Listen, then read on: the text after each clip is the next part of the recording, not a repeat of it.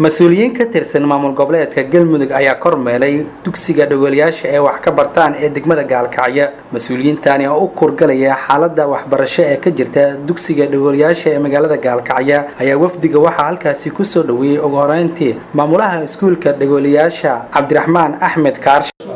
waa dad u jeedaan dadkii dhawooladii baan soo bilownay maadaama dad soconaya ayuu ay yihiin dadka cuuryaanka ay jiraan kuwii indhoolayaasha ay jiraan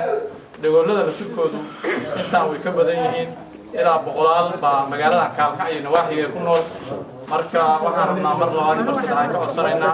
sidaan xarun ku heli lahayn sidaan ku heli lahayn baalka agabkii wax lagu baran lahaa dadka dhagoolayaasha wax lagu baran lahaa sida macallimiinta aan ku heli lahayn iyo dhammaan wacyigelin ku filan dadka in la wacyigeliyo meel kasta ay joogaan waxbarashadu inay muhiim tahay oo dhagoolka baran karo intaas baan ka codsanaynaa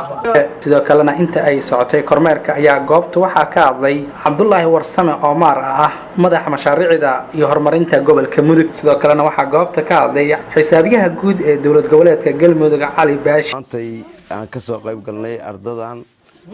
waxbarashada oo yani maaragtay u baahan in dhan kasta laga caawiyo marka waxaan leenahay walaalayaal waad arkaysaan waxbarashada maantay dadkii dhagoolayaalka ahaa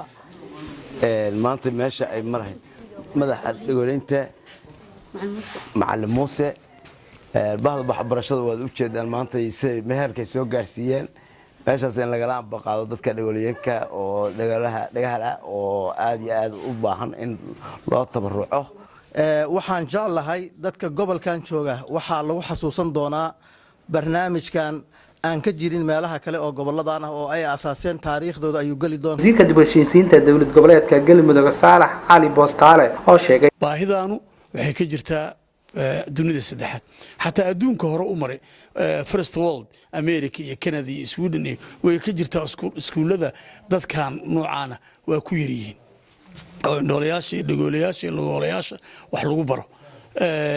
annaga oo hadda dawlad cusub oo 30 sano dagaal ka socda wadankeena Galmudugna ay dawlad cusub tahay intaan waa tilaabo aad weyn waxaan rajaynayaa oo Ilaahay ka rajay xildhibaanad Sahra Daahir Mira oo ka tirsan dawlad goboleedka Galmudug ayaa sidoo kale goobta ay ka hadashay akhrinaya waxna qoraya waa wax lagu farxo waana wax aan u baahanahay inaan mar walba ka qayb qaadano sidaan u taageeri lahayn dadkayga indhaha iyo kuwa dhagaha leh waana wax lagu farxo farxad aad u weyn ay tahay maanta inaan arko arday aan muxuu ahaa ka dambeyn dadka kale oo waxna qaraba waxna akhriyo waalidkana waxaan kula dardaarmi lahaa in muxuu ardayda ay guriyaha ku hayaan in iskuuladan la keeno ay wax la baro si ay ula qabsadaan Faysal Wadani raadiyaha iyo telefishinka dawlad goboleedka Koonfur Galbeed Gaalkacyo.